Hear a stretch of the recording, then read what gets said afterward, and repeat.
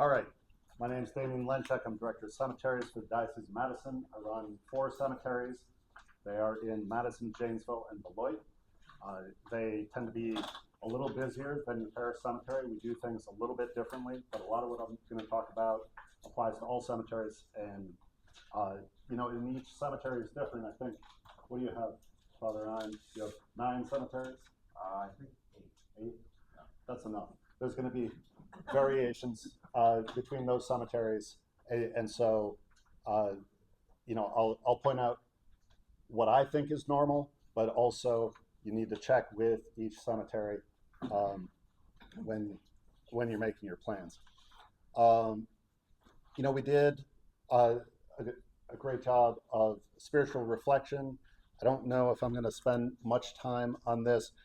I'd encourage you to read Genesis 23, where Abraham buys a grave for his wife, and there's a whole negotiation, and he ends up spending a lot of money on a grave for his wife. Like the locals, he's sort of wandering, and the locals there said, "Oh, you can have a grave in our cemetery." And he's like, No, I want my own. And so he goes and starts a whole new cemetery to bury his wife. And I bring this up because, okay, it's in the Old Testament. The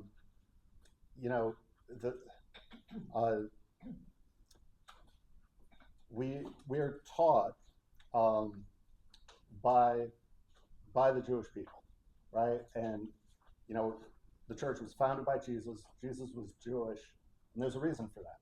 And so it's good for us to look at the children of Abraham, look at Abraham, and see how they were doing things, because there's sort of a trajectory for us. Also, an encouragement to read the first part of the book of Tobit. This is one of the specials in the Catholic Bible. You don't get it anywhere else. It's a lot of fun. But right in the beginning, Tobit's in exile. The local king says, "No Jews get buried." And what does he do? He buries any dead Jew he hears about. So if you're familiar with Antigone, there's some parallels there. Like who do I obey, the king or God?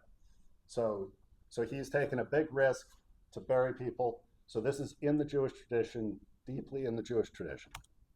So then you already talked about Lazarus, so I'm going to skip. And then we have Joseph of Arimathea. He had done some pre-planning. He had sat in a seminar just like this, and he said, "You know what? I need a grave." So he went out and he bought a grave, and what happened? A special need came up. And so he was in a position to give his grave. So I always celebrate the feast day of St. Joseph of Arimathea. And then why do we bury our dead? Like, really the number one reason is to imitate Jesus. But Jesus was being a faithful Jew in his practice of being buried. And nothing in the life of Jesus is accidental, right? It's all intentional. So he knew he was going to be buried. All right, and then just one note on cemetery. Like, what does cemetery mean? It basically means dormitory. It's a place to sleep. It's temporary, right? This is not your eternal resting place. This is your resting place until the end of time. Big difference. So, because we're Christians, we have the hope of the resurrection. After we're done in the cemetery, the Lord calls us from the grave to the resurrection. And then you can see how death is described as sleep all over Scripture. All right. So, all right. What do you have to? What decisions do you have to make at the cemetery? So, not every cemetery is going to offer all these options. At our cemeteries, we've got above ground and in ground options, and that's often like a first question to help people start start thinking. A lot of parish cemeteries don't have above ground options, so I won't spend a lot of time with that. But a columbarium is a dignified structure with lots of niches for putting urns with cremated remains in. So that's called a columbarium. A mausoleum is a place for putting caskets in crypts. So there's many crypts in a mausoleum. So those are above ground options. In ground, you have a grave.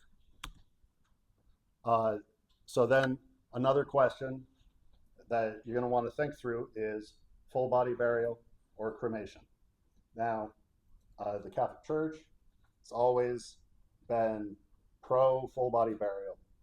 It's kind of frowned on cremation, and when they allowed it in 1963, it was very grudging. And so Pope Paul VI, as a statement enjoining bishops, he says, "Hey, you bishops, you make sure that your people know that they're supposed to be buried. Yes, they can do cremation if, it's like for a good reason, okay. But the Christian way is burial. In the early days, the Romans looked at the Christians and they saw them burying their dead. The Romans all cremated. They're like, what kind of weird burial cult is this, right? That was one of the big things they knew about Christians, was that they buried the dead. So anyway, you have to make that decision. So if you're in the ground, you want a flat marker, upright marker, and different cemeteries have different rules on that. I'm guessing none of your cemeteries have lawn crypts. I'm not even going to explain it. It's where they pre-bury the vault. That's what a lawn crypt. It was, anyway. In some places, it makes a lot of sense. I toured a cemetery in Florida where the water table, like you got 3 feet and you hit water, right? So what they do, they line up double depth vaults on the land, and then they pile dirt on top of it and grow grass on top of that. So you're driving around the cemetery, and there's these hills that are about as high as a double depth crypt, and so that's how they do it. And you can put them right next to each other because, like, you're not digging a hole and putting a vault in it. Anyway, that's a little bit of cemetery nerd stuff that you don't need to know. So there's various options for couples. You want 2 graves. There's different crypt and niche options. There's also you can go with 1 grave and a second right of burial. But you really need to talk to your cemetery about that and see if that's allowed. And you want to plan that ahead of time. So if you're going to do 2 people in 1 grave, the first one in has to go a little lower, and so it takes some planning. All right, so here's your 4 costs at the cemetery: the grave, the vault, the monument, and the burial fees. We'll talk quickly about those. When you buy a grave, you are not buying real estate. You may not build a tiny house on the grave that you bought. That's not how it works. What you're actually buying when you're buying a grave is a burial right. So you have the right to bury 1 person in this particular spot in this cemetery. If you want to put another person in that spot, you have to buy a second right of burial. So that's why in that prior slide we were talking about second right of burial. Often a cemetery will have a little bit of a discount. I don't want to give anything away, so check with your cemetery, see if that's allowed. The vault. A vault is a concrete box that the casket goes into. They come in plain and very, very fancy. Why do we have vaults? if you don't have a vault, you put a casket in the ground. A couple years later, there's a big void where that casket used to be. And one of two things happen. Either you get a bubble that works its way up and then sits there right under the grass until a lawnmower or somebody in the cemetery comes along and falls in right through the grass. Or you get, sinking, and so when you're trying to mow the lawn, you're like, so that's why cemeteries usually require vaults. We sell vaults at our cemeteries because, and we can handle that because we have backhoes and the equipment to place them. Often at a parish cemetery, that's going to be arranged through a funeral director, yeah. So that's a little bit about vaults. Monuments. Nowadays, pretty much all the monuments are granite. Granite, super long lasting, super hard to work with, pretty expensive, and that's great. I kind of like the old ones better. I like the limestone or the marble, which after 100 years you can barely read it, but I just love it. Nothing, again, that's going to be cemetery by cemetery. Oh, there's a vault. See, I forgot to click. Here's a monument at Resurrection Cemetery. So you can make them very fancy. You can spend as much as you want on a monument. You look at some of the old monuments; it's amazing, right? You can see people's faith like put into stone right there. It's really impressive. And then burial fees. So you have a right to be buried in a grave, but who's going to dig the hole? Well, whoever's going to do that has to keep soul and body together too. They need some food, they need some shelter, so they need to get paid. Now, my dog just died. So last Saturday, I dug a dog-sized grave, and I am still sore. It's hard work. Backhoes make it a lot easier. Sometimes I get the question at the cemetery, hey, the family wants to come in and dig a grave by hand. If they show me adequate insurance, by which I mean $1 million general liability, okay. But I need that certificate of insurance. If they're going to come on my private property, the church's private property, they're putting themselves at risk, and so usually that puts an end to that. But at a parish cemetery, most parishes don't have their own backhoes. But you know a guy, and that guy is your go-to guy. He's going to come in. Somebody from the cemetery, the sexton probably is going to go out and mark the grave, and the guy with the backhoe is going to come. He's going to dig the grave at the right time. So that's how that usually works. I should have said, we have time for Q&A. We definitely do afterwards. Okay. To your half hour. All right. Let's talk about when should you make your cemetery arrangements. Well, you're all the way here right now. This is a good time to do it. But key things are, it's like life insurance and wills. This is a way to take care of your family. And so I would make your cemetery arrangements before going to the funeral home. Catholic cemeteries are nonprofit organizations. I don't know if we have any funeral directors in here. No? Okay. Come to the cemetery first. And you should think about making your cemetery arrangements after a major life event. So whether that's marriage, women used to have to own a grave before they got married. That used to be, yeah, because childbirth was so dangerous. Say your last say your last child graduates from college, that might be a little, hey, maybe I need to think about this. Or you retire, whatever you do, make your plans ahead of time, because here's what's going to happen if you don't. If you got more than one kid, they both want to do right by you, and they might not agree. In fact, they probably won't agree on what that means if you haven't made your wishes known. And so they're grieving, now they're squabbling, it's a whole mess. So I know all the laws about how to deal with that. Basically, don't even come here until you figure it out. And I can say that as a cemetery. I don't want to get in the middle of that. So you can really do your family a favor.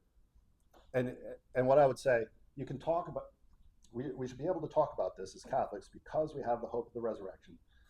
So at Thanksgiving dinner, at least tell everybody that can hear you, I want a Catholic funeral mass and I want to be buried in a Catholic cemetery, right? Give them that basic outline and you are 60% of the way there, all right?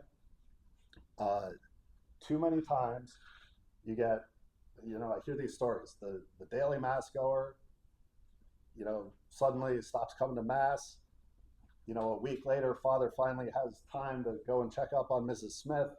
Mrs. Smith's kids have come in from out of town, had her cremated, scattered, done. We never had a chance. The parish never had a chance. So make your wishes known. Most of the time, even if your kids aren't practicing the faith, like somebody, they're going to honor your last wishes, usually. All right. So this is my Q&A, but maybe I should save it for later. You got a few minutes. I got a few minutes. All right. So anything we talked about, or we could talk about green burials or non-Catholic spouses in the cemetery. We did second right. Down here in Keeler, you're not far from where they make Trappist caskets. I love Trappist caskets. We sell them at our cemeteries.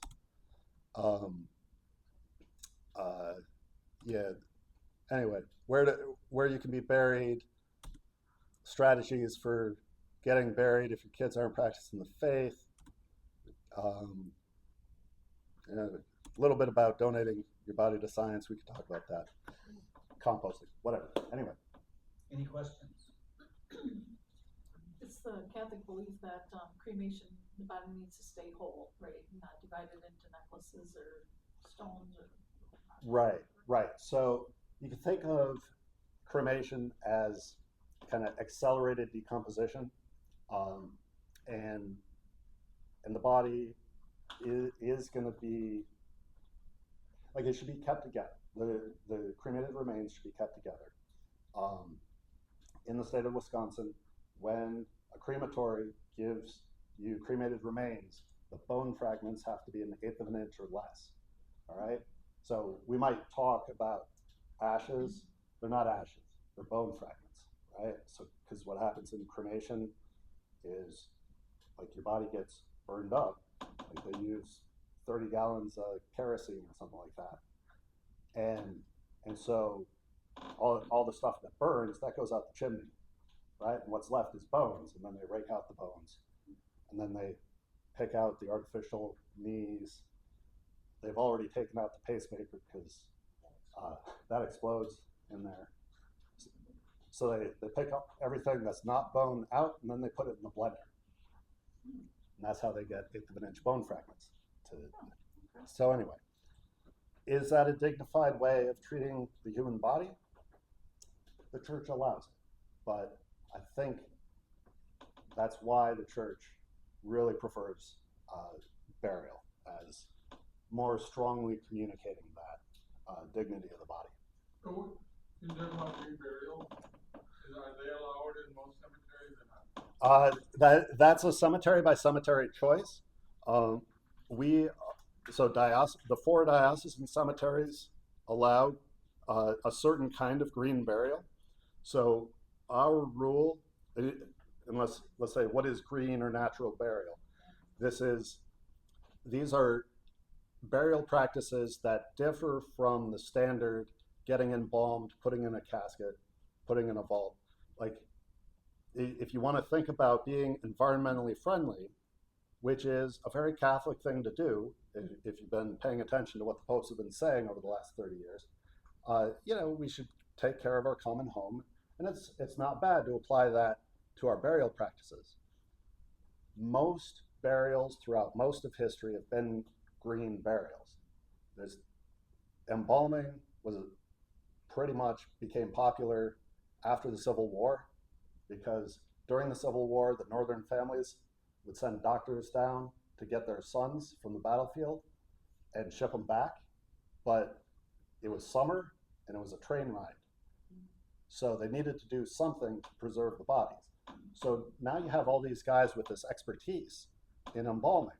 And here we are in the United States, one of the best places to be an entrepreneur, and you got some skills. So now you're marketing your skills. And they had this great opportunity with the death of Abraham Lincoln, who was embalmed and then took a 2-week train ride in, from Washington, D.C. to Springfield. And he was in a glass casket, so everybody could see him, and he was stopping at all these towns, and everybody just thought it was amazing how good he looked. And it was the best advertisement for embalming. And so that's why we have so many funeral homes in the standard practice of embalming.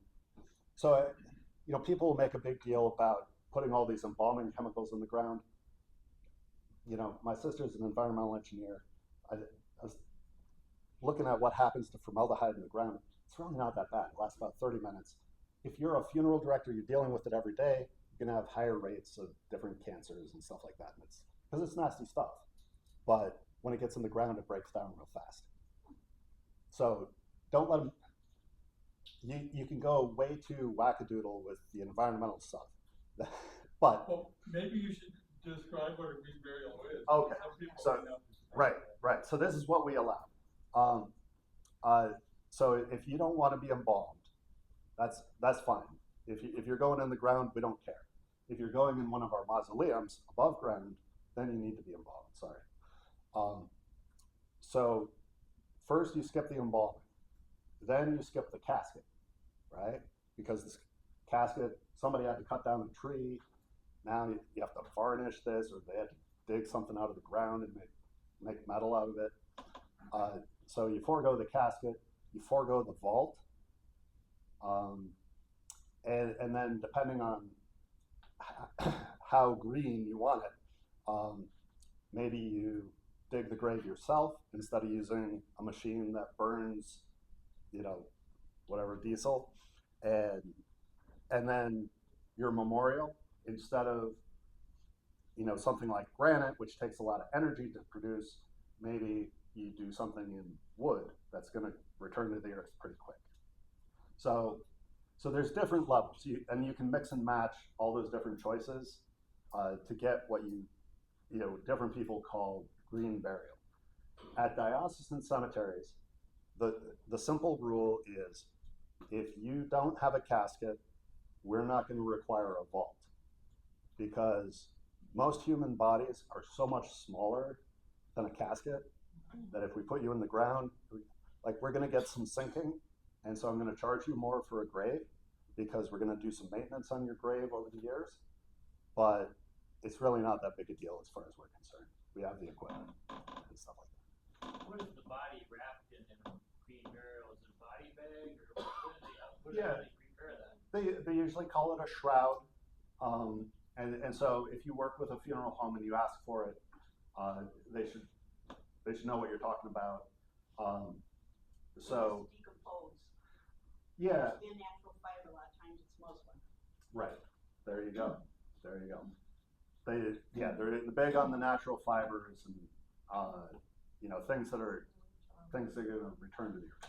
And other than your diocesan cemeteries, there are about 3 or 4 in Wisconsin that are green cemeteries where they do this. There is no monument. Usually you plant a tree in memory of that person, Mm-hmm. and the bodies are spaced apart quite a ways so that there's the dignity and the decomposition can happen naturally. Yeah. Yep. So, look, I think Jesus's burial is green burial. The women were coming with all those embalming spices, 3 days later, right? So I think it's very, very consistent with Catholic burial practice. All right. Yeah, one thing, if I could just jump in, this document, part of the reason that it was updated was there's new, burial technology that's out there, that is very much contrary to Catholic teaching. I forget what the name of it is. So, So so in, the